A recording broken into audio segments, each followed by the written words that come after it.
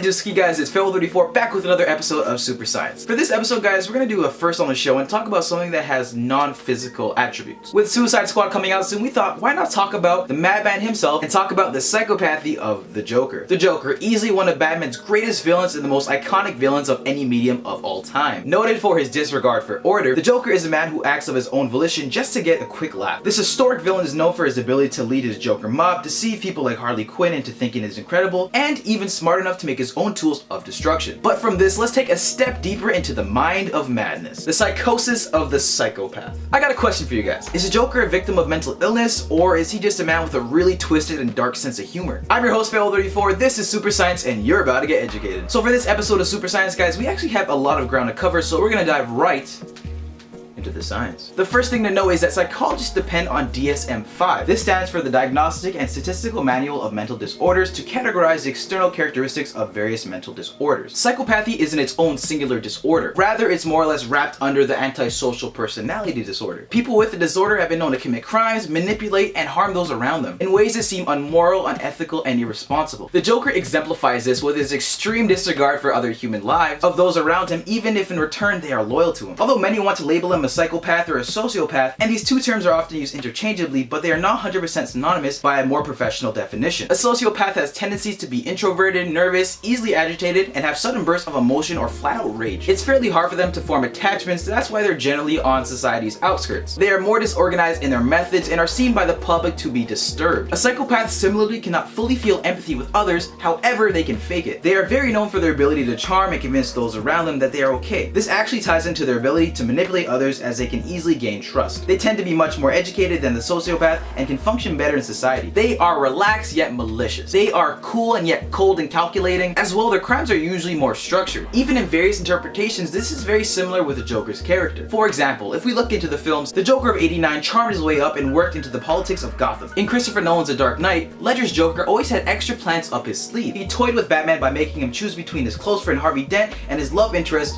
Rachel Dawes. He also made the people and prisoners of Gotham choose whose lives had more value. All of these tactics of manipulation just to appease his sense of humor and feed his lust for chaos.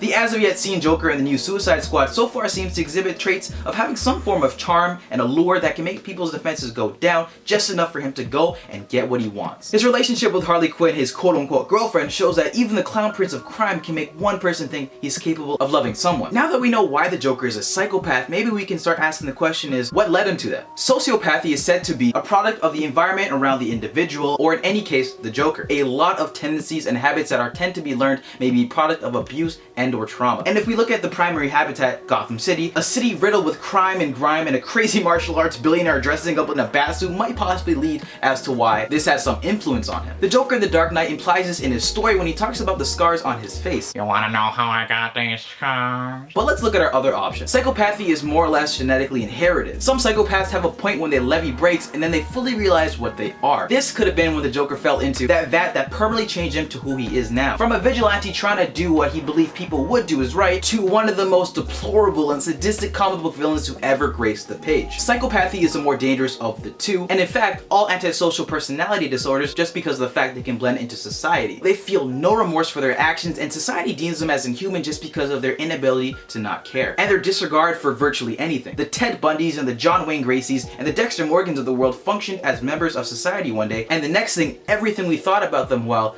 that turned upside down. To conclude, the Joker does not do these heinous acts because it's sadistic, immoral, and unethical just to get his laughs, but due to his condition, he will never know how to empathize or cherish human life like everybody else does. His illness makes him a threat, but now that we know the Joker is a product of something out of his control, should writers and fans try to find him retribution? Or is it time for the Joker to have his last laugh? Anyway, that is Super Science, guys. Thank you so much for checking out this video. If you guys enjoyed that video, you can leave a like and subscribe to the Hybrid Network if you have not already. Also, feel free to check out my channel in the description down below. I'm your host, Fail34. This is Super Science, and we'll see you next week.